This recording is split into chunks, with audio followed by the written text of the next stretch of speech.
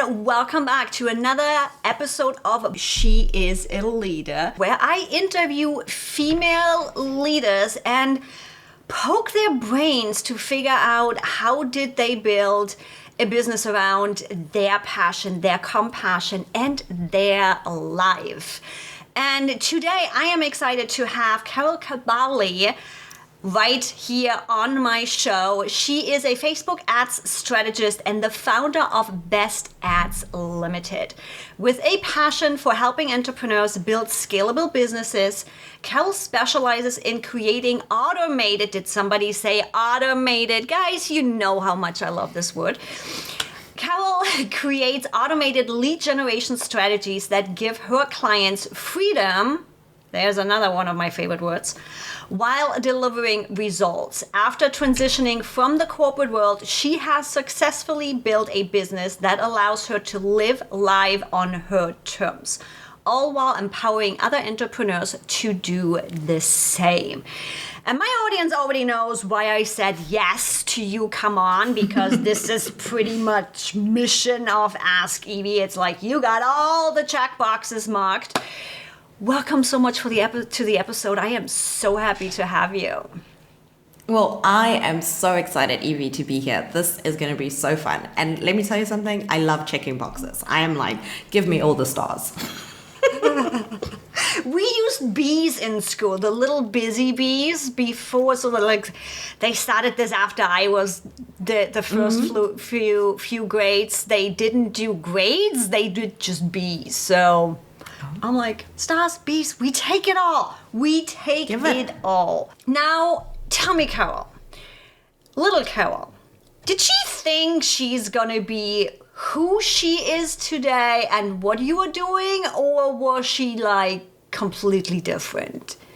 What did little Carol think you're going to do? She was very fun and very outgoing child. I have always been very outgoing, very dramatic, very charismatic, very people-orientated kind of person.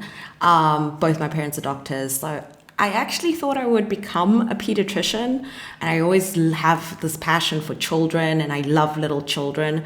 So I was like, oh yeah, this will be me. I will help the little children. Girl.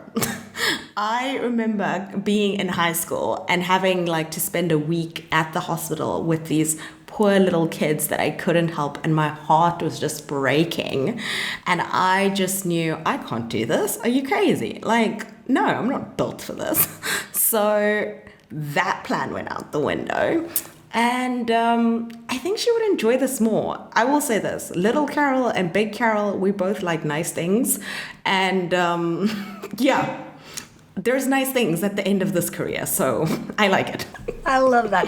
Now, I would like to tap into, you mentioned that little Carol was already really charismatic and dramatic and outgoing. Now, there comes my past story out, and I'm curious if you experienced similar things. I was always told kids are supposed to be heard. It's supposed to be seen, not heard. So me in my young age, I was actually be told to be less, to be quiet.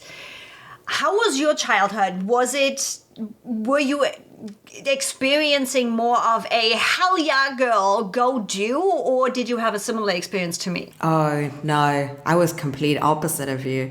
So both my parents are Cuban. So, you know, Latin American people are very loud people. We're very fun people, very, very rambunctious people, passionate. Yes. Like we're just like full of life and color. And, you know, I think kids are at the forefront in a lot of our culture. Like they're just like, oh my gosh, these shiny things. And I think it really helped that I was naturally charismatic, because it also helped when my parents did immigrate. I was the one who was always constantly speaking and helping and translating. And it really helped that I had no fear. I was just like, oh, you want me to talk to that person? Great. Someone gave me a phone and was like, tell me what they're saying. And I was like, okay, cool. Hi, my name is Carol. I'm like 5 years old translating for people. So I don't know, it just came so naturally. Looking back on it as an adult, I guess. Sometimes I forget I'm an adult. I'm like, is it really me? Looking back on it now, you just wonder like, wow, that was like really brave to just be like 5 or 6 and speaking to random adults and translating and being in those rooms and never feeling like I didn't belong, always feeling like, yeah, this is me. I can have this conversation and there's nothing wrong with it. So yeah, I loved being there. I love that. So how did little Carol get to where she is today? What is that path that got you to be this passionate ad strategist that you are today? So it all started when my parents decided to immigrate. So they left Cuba and we came to South Africa. And then I had a very traditional kind of path, went to school, went to university, got a degree. And I thought like, I would live my inverted commas American dream, but in South Africa. I guess so this is where I live. So, just like go get a job, find a man, get married, have children. I thought that was going to be me. And I entered work and I studied BCom hospitality management. So I worked at a hotel in the admin section. And I'm not going to lie to you, Evie, I loved the people. Thank the Lord for the people. Like, thank everything for the people. Because I don't know where I would be here right now. But I just hated everything else. Back then I didn't know this word burnt out, but I was burnt out. I was tired.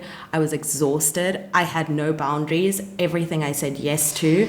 And I was just giving and giving and giving because in my mind, I was taught that this is what you do. You get a job, you work, you get money, and this is your life for the next 40 years. I didn't know anything different. There was no other model to follow in my family.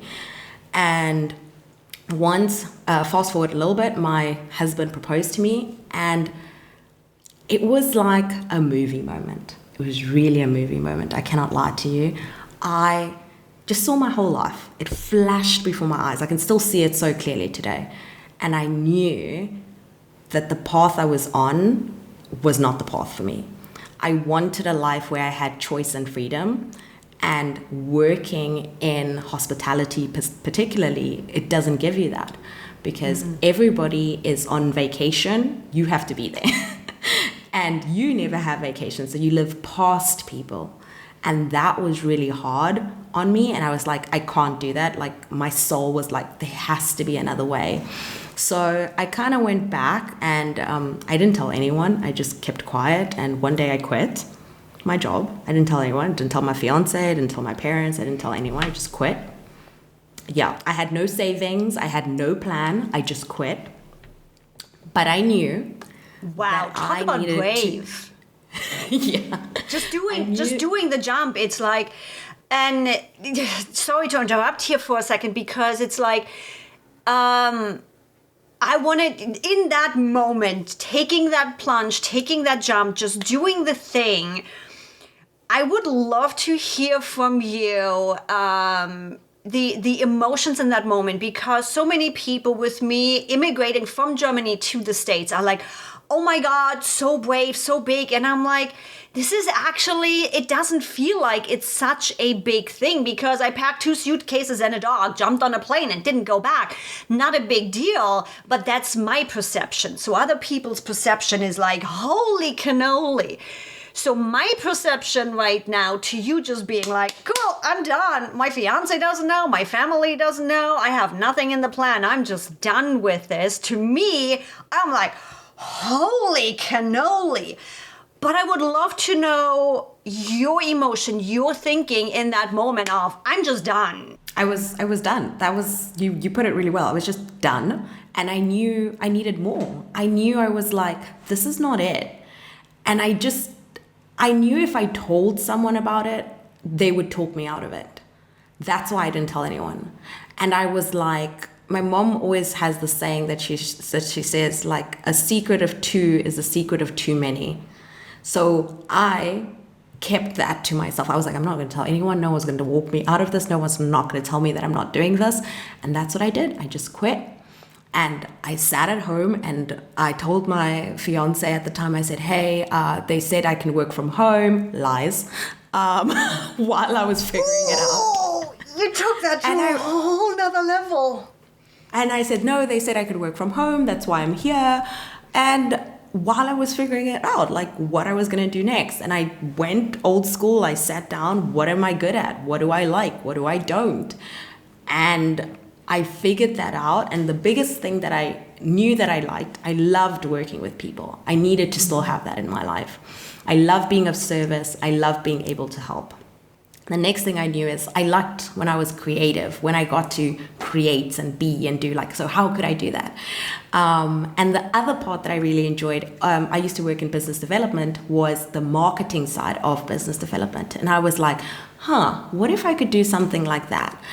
And I, still with that kind of more traditional path in mind, I went and I did my first certification in ads. And I really I chose ads because it was a tangible thing. I guess the business development part of me needed that. Sometimes I find that marketers can be a little airy-fairy. Sorry, guys, please don't come for me. But it's a little bit fluffy. There's nothing tangible that you can give the client. But with something like ads, there's data and it's decision-based. It's data decision-based thinking. So you go with what the data is telling you. If no one is clicking on the ad, it's a bad ad. Simple. Girl, it's like there we have the next I love you box. Data-driven decision. Data-driven decision. We are not just following our gut that is based in any kind of fear or past trauma or story. Data. Yeah. Clear and simple. And I mean, the data doesn't lie. If no one is clicking on the ad, it's a bad offer, it's a bad ad, something needs to change. My 2024 favorite phrase for the year, are you ready, Evie? This is a good one. It's what you don't change, you choose. Yes. And how much did it hit you over the head the first time you saw that quote? Oh my gosh. I was like, it's my life. I said, it's my life. It's my life in like less than 10 words. What you don't change, you choose. So with that being said, I just knew like this is the path I need to follow. And I finished that first degree, not that first certification. I went and I started slow. I was very honest with people. I reached out to kind of distant friends that I knew kind of had businesses. And I said, hey, this is what I want to do. I want to practice with you. Would you allow me to practice with you? By the way, I did charge them, not a lot, but I did charge them because I also believe that it's important, even if you're learning, to make some money from it, because it's an energy exchange. You know what I mean? It's exactly. Yeah, and if the energy just goes one way, it's like there is nothing there. There is nothing bad about saying, "Hey, I'm starting to learn." When you look at any kind of internships or any kind of hands-on you are learning while doing, I'm like, me back in the day, I started out as an electrician. So there was a school part and there was working, and I did get paid to work. Not as much as anybody else, sure, but I did get paid to work. So why wouldn't we do that in our business the same way, where it's like, yes, you are not getting paid the same amount a senior ads manager gets, but you are getting paid, and it is just that energy exchange of there's a different value perception. There's a different energy in that relationship. There is a different energy in the work. Which brings me actually to Carol today. Now, you are not that beginner ads manager anymore. You learned, you grew, you built the business. You're amazing at what you do, or you wouldn't be on my podcast. But life happens and business happens. How are you taking care of your own energy nowadays with having built a business that you have? Because it's like, no matter how great we are, no matter how great our clients are, sometimes life is just lifing. And how do you take care of yourself in all of this? Oh, I am in fact, I'm probably like the world's biggest advocate for self-care. I am like I'm gonna hit you with all my quotes today. Another one I love is I serve, I deserve. That's another one I say to myself all the time. And because it comes from you cannot pour from an empty cup, and that's why I deserve to get treated to stuff. I love the empty cup one, and I need to either way recreate the video or finally find it.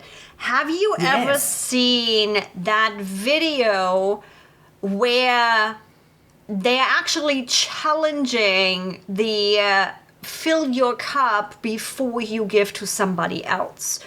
And pretty much the lesson behind it was, you are not pouring out from your cup when it's full.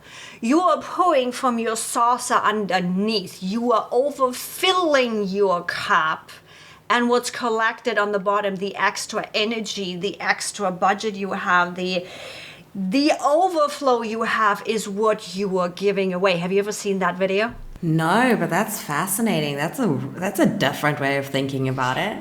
Because if you are giving from your full cup, you're going to empty your cup again. So it's a constant up and down and up and down and up and down. Now, that's how often is that our entrepreneurial story in business, where it's like up and down and up and down and up and down, and you have that constant roller coaster of, I'm delivering to clients, but I'm not paying attention over here then. So now that is done, but I don't have fresh clients in, so I'm taking over here again to get clients in to have work. That's what causes that roller coaster in entrepreneurship, right? Yes. So when I came across the video that talks about our own energy and taking care of us, and not pouring from our cup, but actually from the saucer underneath, I'm like, now suddenly, what you do with Facebook ads, what I do with automations and simple systems, that building a baseline so we are not having this up and down in our entrepreneurial story. Now suddenly, I had a visual in my personal life and my personal story of, that actually makes sense. Yes. 100% it makes sense. It's not the constant fill up and empty and fill up and empty and do the things. Now, I know you love self-care, as you also already mentioned. Yes. I also know, thanks to all of the notes I have in front of me, you are doing something that I am just getting into. You are doing EFT. Tell my audience, what is EFT? Oh, I love EFT tapping. It's so cool. So it's one of my favorite things. I do it every single day. I discovered it last year, and it's like, oh my gosh, it's so life-changing. So basically what it is, it's if I can call it a bit of a meditation, you say out loud the negative thoughts and emotion, which is kind of weird because I think society has always told us, like, think positively. But sometimes you need to feel those feelings. You need to understand them before you can move on, right? So with EFT tapping, you actually acknowledge those feelings, and in a way you come from a place of gratitude and like you thank them. Thank you for being here. And then you teach your brain to be like, hey, that's not that scary anymore. That feeling that we have, or that resentment, that anger, whatever emotion comes up, it's okay. We're safe. If you think about it, like when, back in the day, millions of years ago, when we were hunters, it was like, oh my gosh, something's coming to kill us. So we had all that adrenaline. The same thing our body carries throughout the day. Something scares us, something makes us anxious, something makes us nervous. And we store those emotions, those feelings within ourselves. And it's weird because you may think like, oh, it didn't affect me. Oh, it did. Girl, it did. Oh, it did. And it's there. Sometimes I think I've already tapped on something and I'm like, no, I'm fine. No, I'm not. And suddenly life is like, hey, by the way, there's still something here. You better be taking care of that. And just drops it right onto you. Yeah, the best way I kind of like to do it is the method where when you start tapping, you acknowledge whatever it is you're feeling and you give it a number 1 to 10. And then at the end of you finishing tapping, so you go through the points and like you'll say like the negative statements, and maybe you'll start here and then you'll go here, and you tap in all the different points. And at the end of it, for me, I've tried traditional therapy, I've tried speaking, I've tried meditation. I'm so bad at journaling. Please don't send me a journal, guys. I don't need one. I have like 50 never used journals and diaries. I think I bought them because they were pretty. I don't know. But this, it's the only thing that I've tried that instantly, straight after I finished, if you can call it the tapping, the session, I felt like I went from, like this action, like, oh, I'm so tense, to, It's like my body felt safe enough to exhale, to be like, yes. And that to me was like, wow, if everybody could experience that, what a wonderful place we could live in. Because I feel like most of us are always at a 10. And like sometimes you just need to be at a 7. And it is where it's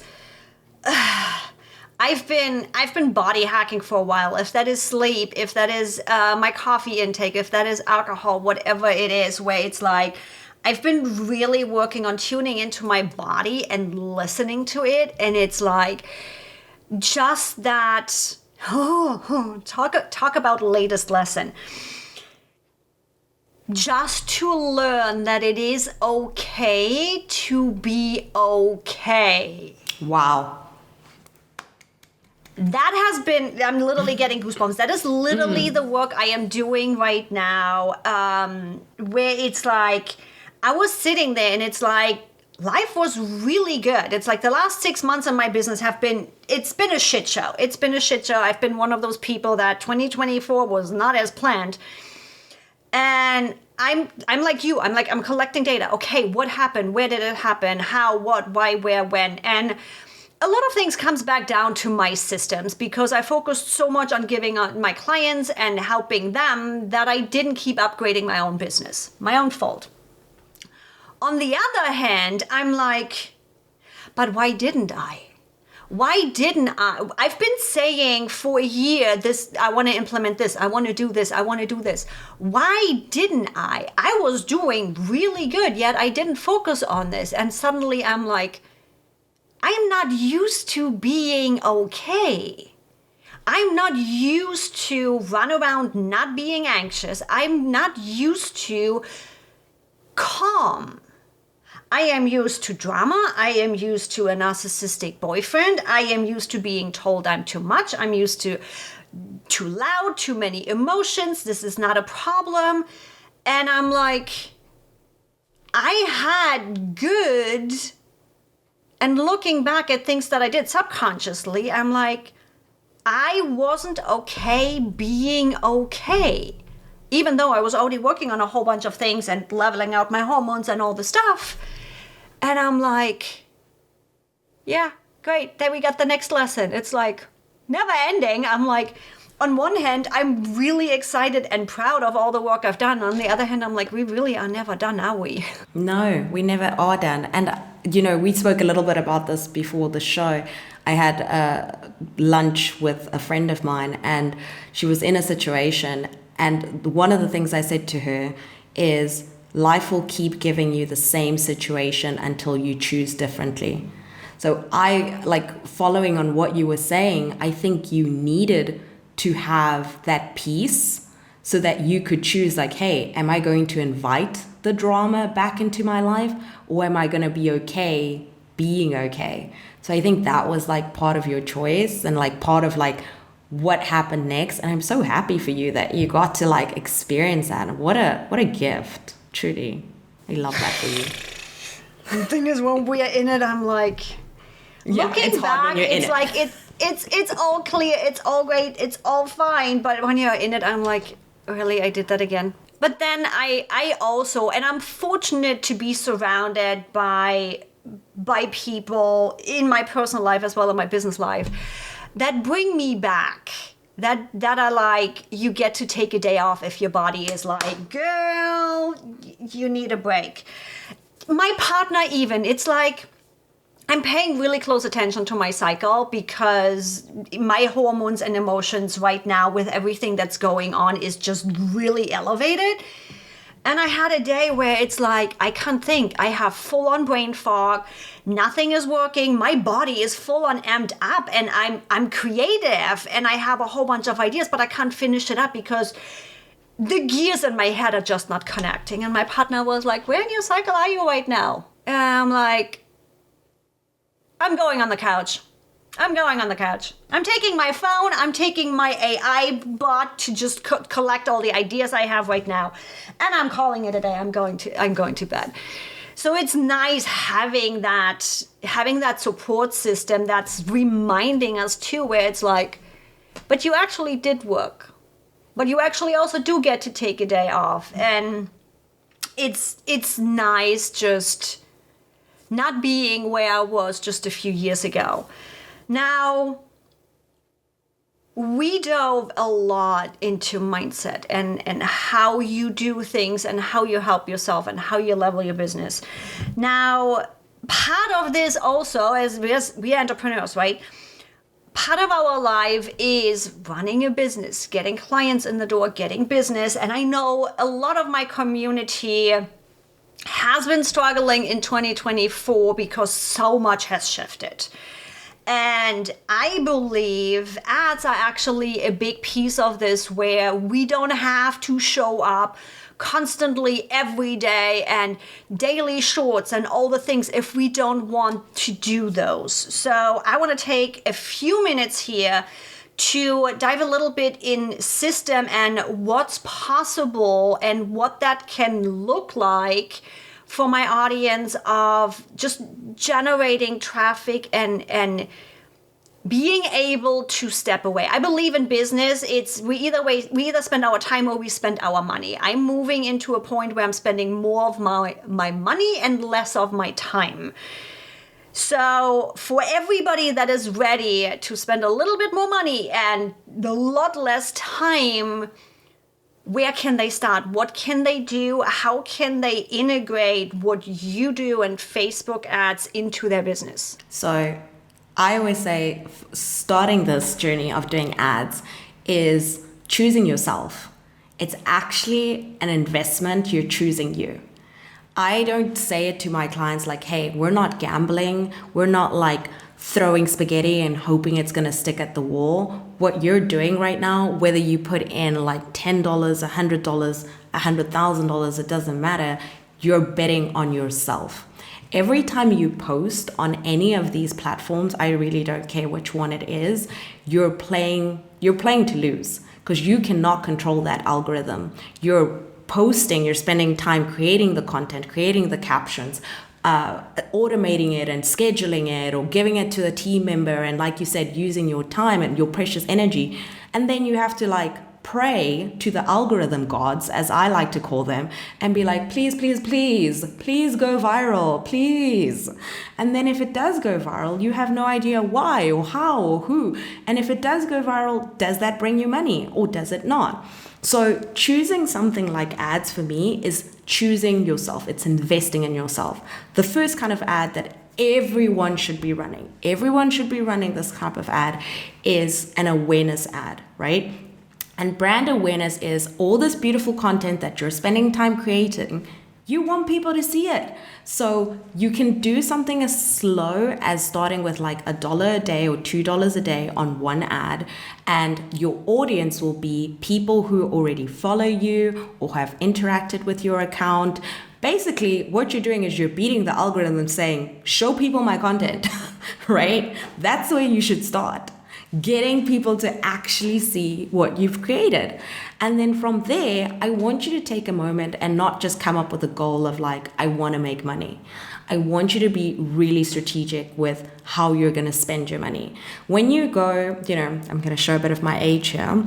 Back in my day, we didn't have these fancy apps where you swipe and swipe and swipe and you meet people. You would go to the club and you would like dance and whatever, and some guy would come and he would like be like, yo, what's good? And he'd like bring you a drink or something. You'd be like, you'd look at your friend and be like, is he cute? Is he not? And like, you'd have that moment. And in that, we were probably in the same club, Evie. We were probably there. But in that moment, if he asked you to marry you, you wouldn't say yes. You'd be like, please, bye, go away. So why in business do we start with the sale? Why is it that when people come and to get to know us, we're like, buy my stuff, buy my stuff, buy my stuff, buy my stuff. It's so flippin' annoying. Like, stop. Like, I'm just trying to like look around. I'm just trying to browse. I'm just trying to see something. So I always say, don't lead with the sale because you will be disappointed. People who run ads that are like, buy my stuff, one, they have a huge budget, which you don't have. I'm sorry, you just don't. Okay, if you do, I don't know, you're probably not listening to this podcast, you're having like a mimosa somewhere like on a private island. That's the kind of money I'm saying, right? But for the rest of us, the ones that are still, figuring it out how we get to the mimosa, we don't need to be doing that. I would encourage you to grow your email list. Yes, the email list you said you were going to start in 2015 and you still haven't started. Grow your email list. Move people off these platforms, right, into an environment that you can control. Because at the end of the day, you could get hacked, you are dependent on algorithms, and you don't control that sandbox, right? So that would be my goal. Maybe grow an email list, grow a community. And from there, once people, the basic, know, like, and trust you, then ask them to buy your stuff. It sounds so simple because it truly is. We just like to overcomplicate things. Yeah. Did I mention I knew why I wanted to get you on the podcast? And it's like, it's just where, no matter where we look, if it is in Facebook groups, if it is in LinkedIn, it's like, here, that's what I have. I'm like, can you just talk with me? Can you at least buy me a drink before asking me to go home with you? Can you please at least buy me a drink before you take me home? And it's like, so, and I can completely vouch for this. With us starting to play with ads and do things, engagement ads is the first thing we did to really, first of all, get in front of people, but also save money in the back end. Because when you go into full-on then sales ads or traffic ads, you already have a warm audience. You have an audience you can work off of, rather than going out there and throwing it at people that have never seen you before. With that, Carol, where can people find you? Where can people, yes, I encourage online stalking, only online stalking. Be nice. Where can people find you? Where can people get to know you better? So I'm sure it's above or below, wherever the little box will be. Evie will put it there. And in the box, there will be a link to my Facebook ads quiz. It measures your Facebook ads readiness score. So if you've been listening to this conversation and you're like, oh my gosh, am I ready to run ads? Should I be running ads? Is this something I should do? Then I encourage you to take my quiz. It's literally going to be like 2 minutes of your life, and it's going to save you so much time and so much guesswork and save you money. Who doesn't like doing that? So go take the quiz. It's really fun. And then if you want to stalk me only online, remember, in all the socials, my name is just Carol Kabaale, like you see on the screen. Love that. And yes, you already mentioned it. It is going to be in the show notes. It's going to be in the description. Wherever you listen, watch, or read, it is everywhere. And make sure you subscribe. If you subscribe to the YouTube channel or the podcast, give it a like, give it a follow, so that first of all, you don't miss the next episode. And second of all, the algorithm gods know that you are actually interested in this stuff and you get to see more of it. Carol, thanks so much for joining me. And everybody, I'll see you in the next episode.